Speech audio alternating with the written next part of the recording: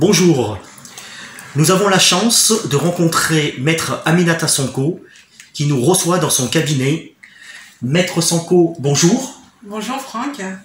Comment allez-vous? Ça va, je vais bien. Bien. Première question, avant de pratiquer votre profession d'avocate, que faisiez-vous? Alors j'ai fait de longues études, mais comme mon père était ouvrier, j'ai dû travailler et j'ai dû faire des menus travaux en fait, des jobs.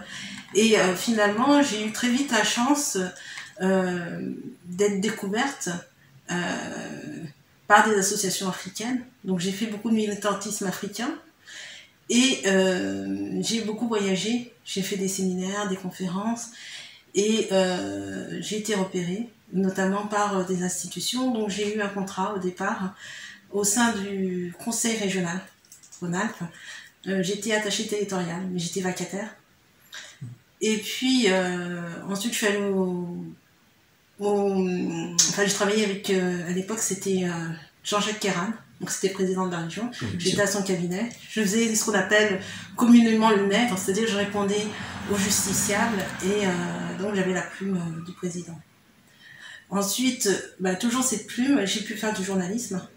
D'ailleurs, oui, c'est à ce moment-là qu'on s'est rencontrés. J'ai fait du journalisme à la radio et puis dans un magazine qui s'appelait à l'époque Pacpato et qui est devenu ensuite Éco d'Ivoire et Éco d'Afrique. Voilà. Et ensuite, j'ai poursuivi ma thèse, toujours des conférences, des séminaires, jusqu'à soutenir. Je suis devenue docteur en droit et puis ensuite, je suis devenue avocate. Alors, qu'est-ce qui vous a poussé à faire des études d'avocate pour réussir dans ce métier? Eh ben, je me suis rendu compte en faisant des études, alors moi, je croyais beaucoup à l'égalité des chances, à la France pour tous, liberté, égalité, fraternité, à cette belle devise. Et quand je me suis rendu compte que même quand on avait des diplômes, c'était difficile. Alors c'est vrai que moi j'ai eu de la chance, j'ai eu de la chance d'avoir des métiers de cadre, mais à chaque fois il fallait travailler beaucoup plus que les autres, il fallait en faire plus que les autres, il fallait plus donner que les autres, et je voulais combattre l'injustice. Par rapport à votre couleur de peau? Oui, par rapport à ma couleur de peau. C'est grave. Et aussi parce que j'étais une femme. Oui. Je pense que les deux sont liés, c'est-à-dire quand on est une femme, déjà, c'est difficile d'accéder au poste. Et ensuite, quand vous êtes une femme de couleur, c'est encore plus difficile. Et quand vous êtes une femme de couleur, et en plus issue d'un milieu, je vais pas dire défavorisé, mais mon père était ouvrier, donc issu d'un milieu populaire, c'est encore plus difficile. Vous n'avez pas les mêmes chances que tout le monde. Donc j'avais cette rage en moi qui m'a aidée à devenir la femme que je suis devenue. Et j'ai voulu défendre les opprimés et combattre les injustices et les discriminations. Alors, parlons-en alors. Dans votre combat d'avocate, que défendez-vous alors? Plus spécialement, pardon. Alors, contrairement à ce qu'on peut penser, on aurait pu croire que je me serais spécialisée dans les droits de l'homme, ce que j'ai fait au départ. Mais il faut bien manger quand on est avocat. Et très vite, la réalité a fait surface. J'ai intégré un cabinet à l'époque qui était spécialisé en droit du travail. Et donc j'ai fait beaucoup de droit du travail, droit des sociétés, droit de la sécurité sociale. Et finalement, je défends beaucoup ce domaine. Et toujours, on chasse le naturel, mais il revient au galop. Et donc j'ai essayé de faire les deux. De faire un peu d'humanitaire, voilà, en aidant les sans-papiers, les mineurs africains isolés, les femmes qui sont victimes de violences également, mais en gardant toujours ce métier d'avocat, d'entreprise, d'avocat spécialisé en droit des affaires, parce que c'est ma compétence, mais il y a aussi le côté un peu révolté que j'ai, et je n'aime pas l'injustice. Donc moi si je suis avocat, c'est pour pouvoir aider ceux qui en ont besoin. Vous parlez aussi pour les femmes victimes de violences. On sait que vous êtes occupé de Madame Diop, qui était en Arabie Saoudite. Est-ce qu'il y est toujours? Vous avez même écrit au président de la République, je parle du Sénégal, Monsieur Macky Sall. Où s'en est cette affaire depuis? Alors c'est très compliqué, c'est vrai. Alors les gens n'aiment pas trop en parler. Et pourquoi? Parce que c'est très politisé dès le départ. Les deux pays ont voulu politiser la chose. Et très vite, on nous a écartés. Et d'ailleurs, ce qui fait scandale et ce que personne n'est au courant, c'est qu'aujourd'hui, Madame Diop est toujours incarcérée. Elle a été condamnée à mort, à la peine de mort, par décapitation, parce que c'est comme ça que ça se passe en Arabie Saoudite. Et là, on attend que les enfants deviennent majeurs pour savoir si elle va être graciée ou pas. C'est aux enfants de décider du sort de cette jeune femme. Alors c'est vrai que moi, très vite, j'ai alerté. J'ai même voulu me rendre en Arabie Saoudite parce que je voulais pas qu'elle ait un avocat saoudien. Non pas que je n'ai pas confiance à mes confrères saoudiens, c'est simplement que ça a été tellement politisé que je voulais un procès équitable. Voilà. Et finalement, je pense qu'elle n'a pas eu le procès équitable, puisqu'on n'a pas parlé, on a essayé d'étouffer cette affaire. Il faut savoir que derrière toute cette affaire, il y a une histoire d'esclavage moderne, c'est-à-dire que des jeunes femmes partent de l'Afrique vers un monde meilleur. On leur fait miroiter que l'Arabie Saoudite, c'est la terre du prophète, de votre prophète, puisque Madame Diop est musulmane.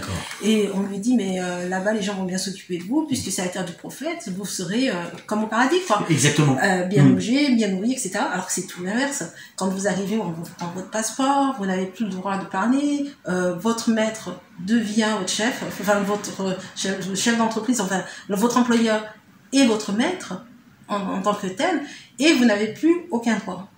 Et lorsque vous êtes une jeune fille qui a vécu dans un pays libre, parce que le Sénégal c'est un pays libre où les femmes sont libres, les femmes sont émancipées, et les femmes ont droit à la parole, et ben finalement vous vous révoltez, vous vous rebiffez, et tout le monde connaît la suite.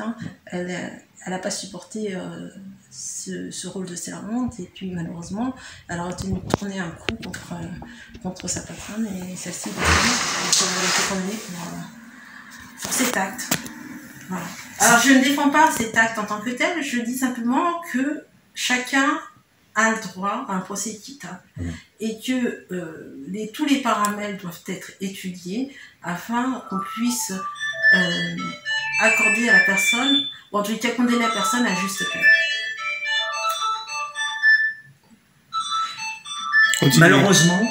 Malheureusement aussi, c'est ce qui se passe aussi actuellement au Liban, même bien avant.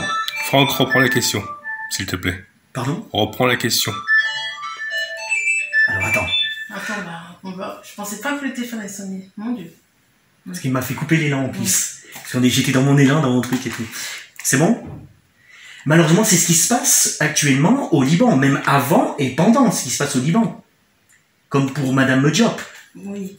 Alors aujourd'hui, c'est encore plus catastrophique le Liban, parce que le Liban est face à une crise économique majeure. Par rapport au Covid, comme dans beaucoup de pays. Au Covid et par rapport à la catastrophe, oui, aux explosions. Malheureusement. Aux explosions qui ont eu lieu récemment. Le Liban se retrouve dans une situation très difficile, une crise économique, une crise politique qui dure depuis des années, aujourd'hui qui se fait encore plus sentir du fait de ces deux crises majeures. Et au milieu de tout ça, vous avez plusieurs milliers de femmes africaines qui viennent de tous les pays du continent. Il y a des Sénégalaises, il y a des Éthiopiennes, il y a des Nigérianes, il y a des Nigériennes, il y a des Somaliennes qui se trouvent là-bas et qui font des appels de détresse à leur gouvernement. Mais le gouvernement est sourd, comme dans chaque cas. Et elles se retrouvent déjà sans salaire. Déjà, elles sont très très mal payées, mais là, sans salaire, puisque finalement, l'employeur dit, écoutez, moi c'est la crise économique, je ne peux plus vous payer. On leur retient leur papier d'identité, donc elles ne peuvent pas rentrer. Elles n'ont pas d'argent, elles ne peuvent pas rentrer. Elles se retrouvent dans une situation difficile. Donc c'est presque, c'est plus de l'esclavage, ça devient, on les pousse presque à la prostitution ou à la dérive, et peut-être même au suicide. Donc aujourd'hui, oui, il faut lancer un cri d'alerte, un cri d'alarme, pour toutes ces jeunes filles qui sont retenues contre leur gré dans ce pays. Alors moi, je ne lance pas les pierres de pierre aux Libanais. Je pense que de part et d'autre, il y a des victimes. Les Libanais sont victimes d'une forme de tradition, puisque chez eux, culturellement, si vous dites à un Libanais qu'il est raciste, il vous dira non. Pour eux, c'est normal presque de maltraiter une femme noire, puisque pour eux, c'est presque culturel. Ils ont des domestiques noirs. On continue quand même dans l'esclavage depuis les Arabes, ils ont fait pendant 1400 ans. Tout à fait. Mais les Arabes ont pratiqué l'esclavage bien avant les Occidentaux.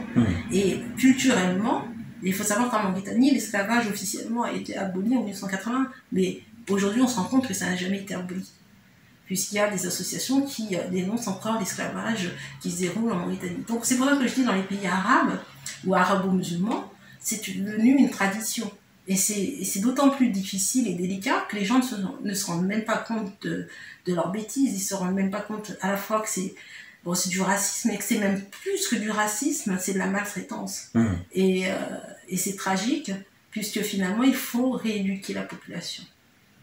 Est-ce que vous, en tant que femme combattante et en plus avocate, est-ce que ça vous pose pas aller carrément voir les droits de l'homme et faire partie des droits de l'homme pour défendre ces femmes? Alors, la question s'est posée, oui, la question s'est posée, mais vous savez, comme je disais au début de l'interview, je suis avocate, j'ai un cabinet à gérer, et ce que je me suis dit, c'est que une fois par an, je prendrai un dossier, ce qu'on appelle pro bono, pour pouvoir militer et défendre ces questions-là. Mais je peux pas faire plus. C'est-à-dire qu'il faudrait qu'il y en ait d'autres, qu'il y ait d'autres maîtres Sonko, qu'il y ait d'autres personnes, et je pense qu'il y en a. Et ce qui est difficile, comme je vous dis, c'est que on se retrouve, on n'est pas en France. On n'est pas en France. On va dans des territoires parfois inconnus. Avec des lois inconnues. Avec des lois inconnues. Oui, inconnues. Et même si on essaie de les maîtriser, il y a des lois, mais il y a le contexte culturel. Et ça, on oublie beaucoup en Europe et chez nous, puisque chez nous, la loi, c'est la loi, on s'en fout du contexte, on s'en fout de la coutume, on s'en fout des traditions, puisqu'on a une loi, on a un code, on a la constitution, on a des normes juridiques, on a une hiérarchie des normes qui existent. Dans certains pays, il y a la loi, bien sûr, puisqu'il faut organiser, mais finalement, on se rend compte que les traditions, elles dominent la loi. Donc, ce qui est écrit n'est pas appliqué. Et comment allez-vous faire comprendre à une personne qui se trouve dans un village ou dans un petit patelin qui n'a pas forcément eu accès à l'éducation, il y a beaucoup d'Arabes qui ont beaucoup d'argent ou une position sociale très, très importante, mais qui n'ont pas eu cette éducation. Et c'est pas à nous, en tant qu'avocats, de refaire cette éducation. Nous, on est simplement des lanceurs d'alerte. On est des lanceurs d'alerte et on essaye de faire tant bien que mal ce qu'on peut. Alors c'est vrai que moi, j'ai mis en place des associations. J'ai mis en place un comité international pour la promotion des droits humains et la lutte contre l'esclavage, toute forme d'esclavage, mais avec notamment des personnalités très connues. Mais à notre échelle, c'est difficile. Et puis, lorsqu'on vous dit c'est politique, c'est diplomatique, qu'est-ce que vous voulez faire? Nous ne sommes pas des hommes politiques. Enfin, moi, en tout cas, je ne suis pas une femme politique. Vous savez, j'ai essayé d'entrer en politique, et notamment au Sénégal, et ça a été très difficile. Je me suis rendu compte que la politique, c'était encore autre chose. Il y a le droit, ok. Il y a la politique, et c'est vraiment un gap, et c'est vraiment très difficile, puisque vous avez des hommes qui sont au pouvoir, et ça, je vous apprends rien, vous avez des hommes qui sont au pouvoir, et qui s'y accrochent, et qui ont des intérêts qui sont personnels, particuliers, et qui ne sont ni collectifs, ni généraux. Alors, on va revenir à votre profession d'avocate. Avez-vous connu de la discrimination en France? Alors oui. Oui. Généralement, il y a des gens qui vont dire non, moi j'ai jamais été discriminée, en tout cas, pas que si, j'ai eu des anecdotes, on a toujours été, même si la discrimination elle n'est pas directe, en tout cas, moi je l'ai vécue, cette discrimination, et je l'ai vécue, je pense, la première fois que je l'ai vécue, j'ai dû avoir 6 ans. J'étais dans une classe, j'étais au CP, en tout cas dans une école privée, catholique. Et puis, ma prof n'était pas là, ma maîtresse n'était pas là. Donc, je suis allée dans une classe chez les CM2, c'était chez les 3. Et puis, c'était la première fois qu'ils me voyaient une femme africaine, une petite fille africaine. Moi, c'est dans les années 80. Voilà. Pourtant, il y avait une forte communauté. Il y a pas, oui, mais dans les écoles publiques, dans les écoles privées catholiques, oui, d'accord. C'était l'élite. Il n'y avait pas d'africaine. Moi, j'étais... moi je faisais partie de l'élite parce que mes parents se sont quand même saignés pour nous payer des études Et ma mère, qui faisait partie de la noblesse sénégalaise et de l'aristocratie sénégalaise, voulait qu'on ait une bonne éducation.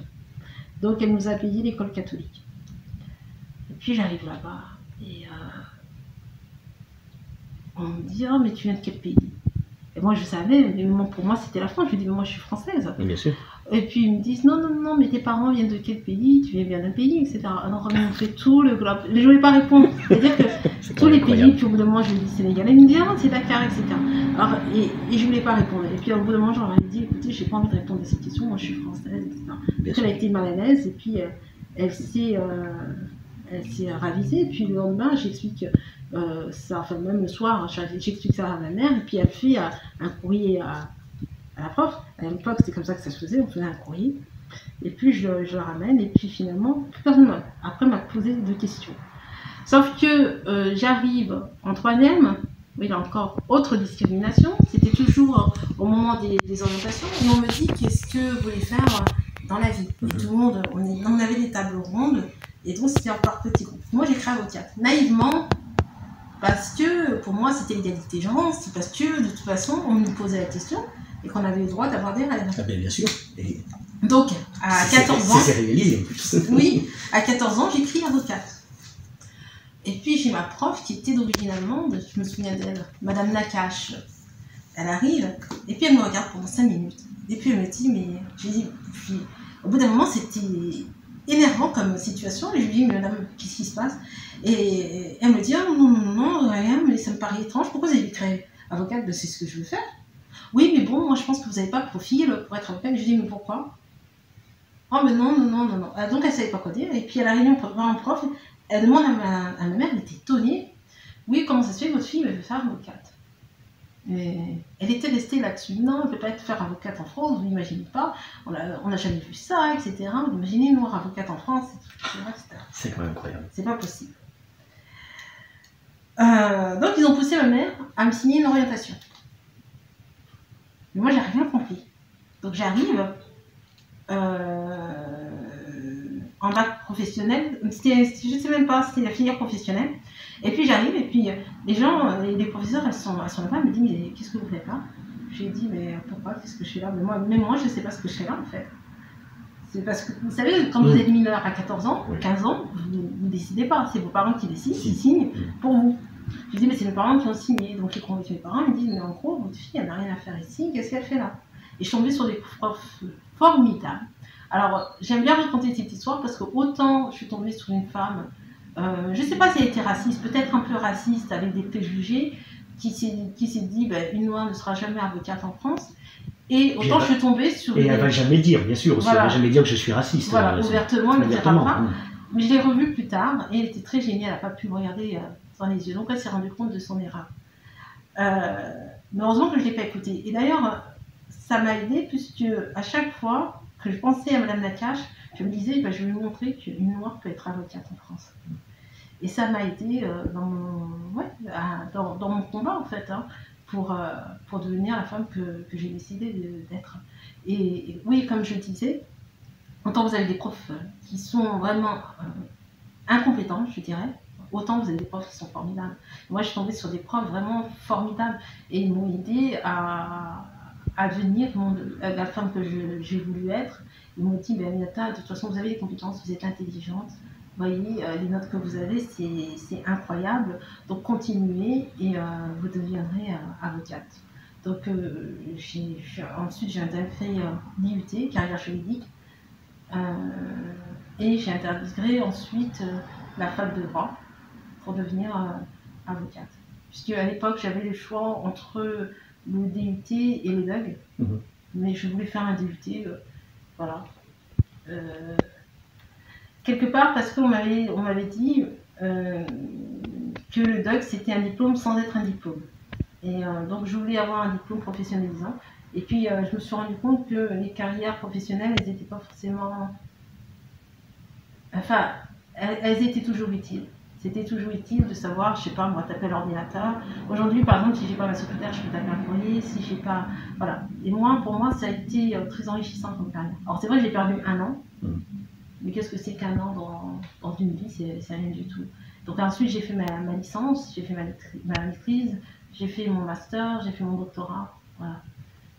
J'ai fait la ligne droite, j'ai jamais redoublé parce que je pense que je savais ce que je voulais faire dès le départ. Et quand j'ai prêté serment, c'était en 2011, j'étais également la seule africaine de ma promotion. Voilà. Mais est-ce que vous avez revu, après réussir tous vos diplômes, et en tant qu'avocate, est-ce que vous avez revu Madame Nakache? Je l'ai revue lorsque j'étais à la fac de droit. D'accord. Je n'étais pas encore avocate, mais déjà, elle était très mal à l'aise. Elle avait du mal à me regarder. Ça vous ferait plaisir de la revoir? sans vengeance, hein, pour leur dire, voilà, vous vous êtes trompé, madame, la prochaine fois faites attention avant de juger les autres par rapport à une couleur de peau. Pour la revoir, non. Puis je pense qu'aujourd'hui, elle est à la retraite, elle doit être très âgée, avoir plus de 70 ans.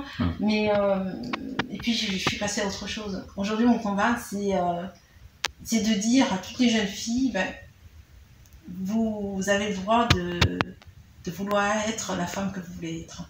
Si vous voulez être présidente de la République, eh ben, faites tout pour le devenir en fait. Et ne laissez personne assombrir vos rêves. Oui, donc j'ai eu de la discrimination, mais cette discrimination, elle m'a beaucoup aidée. Et la dernière discrimination en date, la plus récente, c'était lorsque j'ai postulé pour entrer dans un des plus grands cabinets d'affaires de Lyon, je vais taire le nom. J'arrive à l'entretien d'embauche, donc le patron, le PDG du groupe m'appréciait. Il voulait me recruter tout de suite. Il m'a dit j'apprécie. En plus, j'aime beaucoup votre CV. Vous êtes une personne dynamique. Je sais que vous apporterez un plus dans le cabinet. Et les collaborateurs ont vu mon CV entre-temps. Et donc, dans ce genre de cabinet, il faut 2 entretiens. Donc, il y a le patron qui a mis une décision favorable. Lui, les collaborateurs devaient mettre également une décision favorable, parce que je devais travailler en lien avec les collaborateurs. Finalement, les collaborateurs on dit le contraire du oui, responsable, du patron. Oui, mais je savais déjà que je n'étais pas prise parce que ils m'ont convoquée lorsque le patron n'était plus là. Il était parti à un voyage au Pérou. Et donc j'attends peut-être 20 minutes dans la salle d'attente, alors que la première fois, le PDG m'a fait attendre à peine 2 minutes. Je me dis déjà, ça se commence mal, je ne le sentais pas. Et puis, quand ils arrivent, ils me disent, on est désolé, maître Intel n'est pas là. Il est parti en voyage au Pérou et finalement, il pouvait pas assister à l'entretien. Est-ce que ça vous dérange qu'il soit pas là? Moi, je dis non. De toute façon, je suis là, autant qu'on fasse l'entretien. Puis tout de suite, ils me disent, de toute façon, on va vous dire la vérité. Bon, votre CV, nous, il nous intéresse pas. Nous, on veut des gens qui sortent de l'école. En fait, ils voulaient des gens qui ne leur fassent pas d'ombre.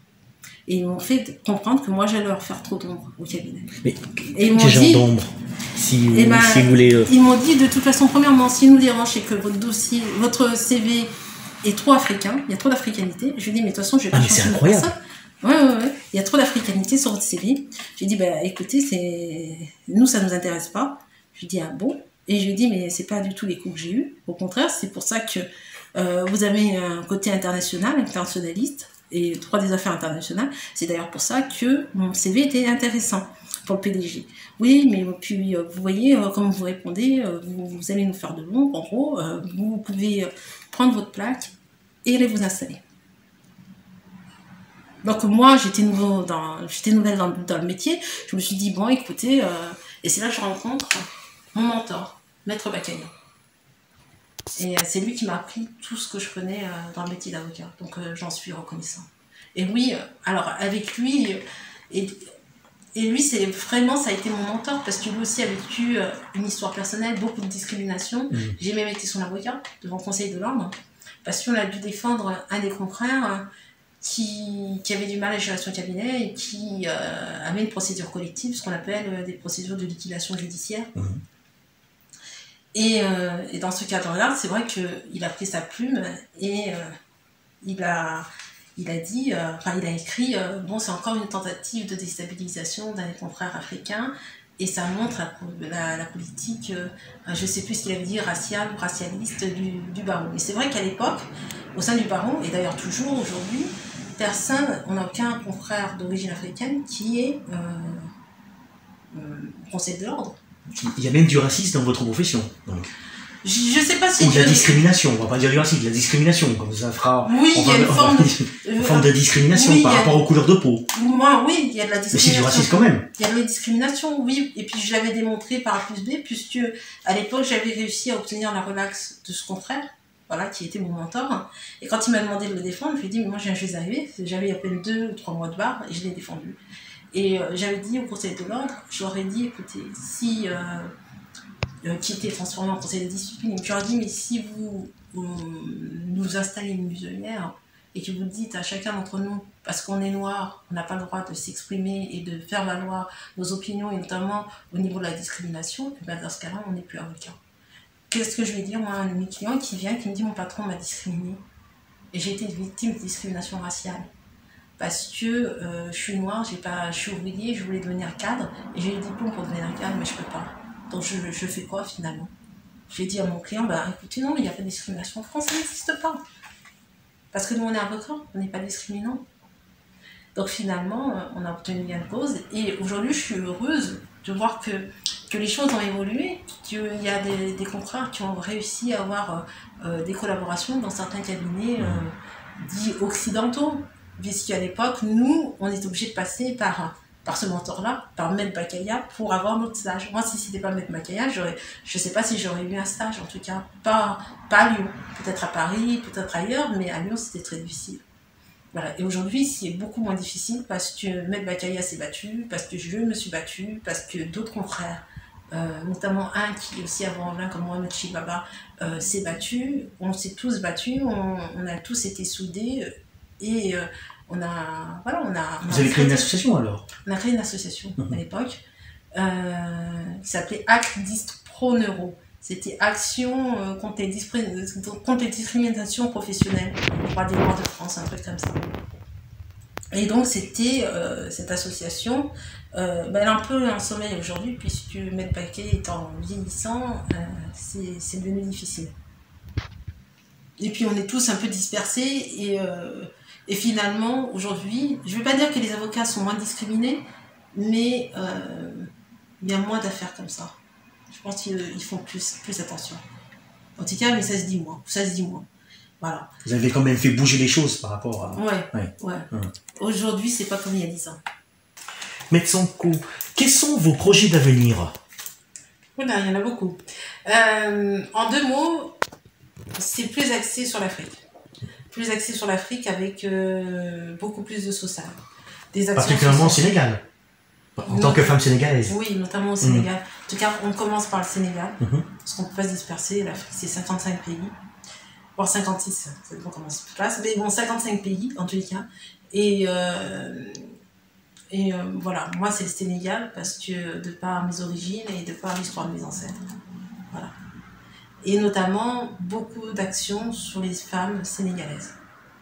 Voilà. Et à titre personnel, je suis en train d'écrire un livre. Ah. Voilà. On peut en savoir un peu plus? Sur le Sénégal, qui va sortir dans quelques mois. Est-ce que ça vous dirait aussi d'ouvrir un cabinet d'avocats là-bas dans vos propres pays d'origine? Oui. Alors, est-ce que c'est beaucoup plus dur? Non, pas forcément, c'est différent.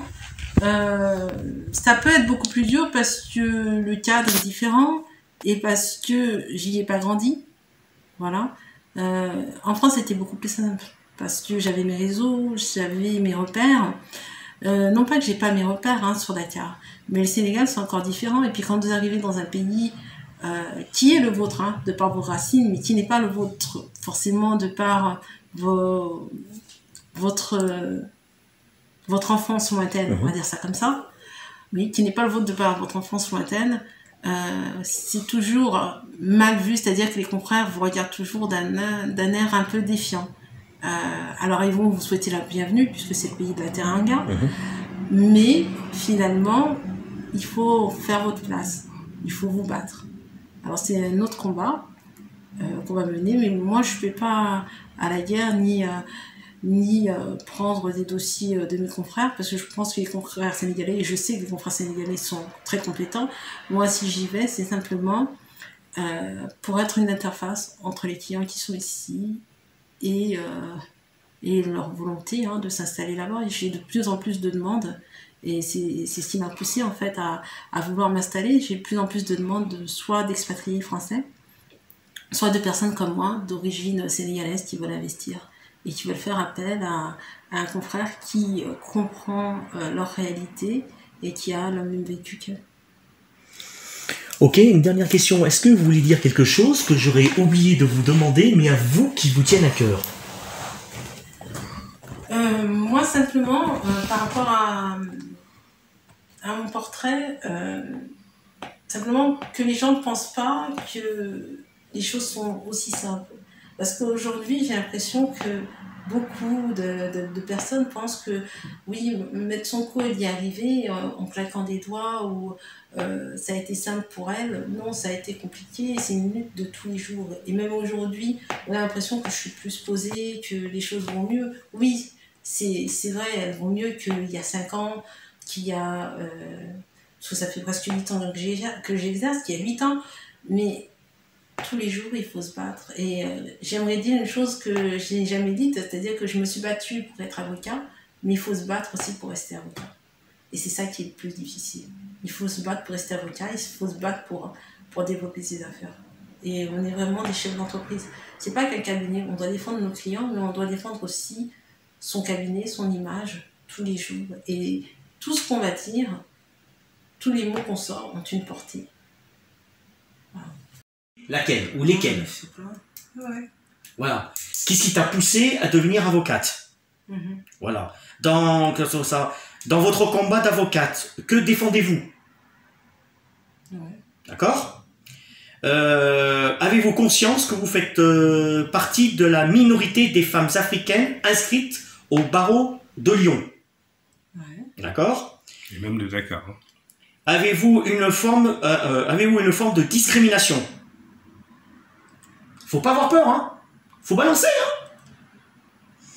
Moi, tu crois que je suis le journaliste, on va manier les choux et la chèvre? Maintenant, Tu me connais mon trait de caractère? J'en Parce qu'on m'aime pas. Mais je m'en fous, tant que même le reste m'en fout. Les identifications communautaires sont très peu admises dans les cercles. Y avez-vous rencontré des difficultés liées à cette réalité? C'est-à-dire quand tu dis cercle de barreau? Le barreau, un peu de tout, parce que pour les blacks vivant en France, le black c'est quoi? C'est joueur de football, agent de sécurité et balayer les rues. D'accord. Voilà, ils savent que ça, tu vois, c'est style Willy Sagnol, ils ont pas de tête et voilà. Tu connais Willy Sagnol? Ouais. Ouais, voilà.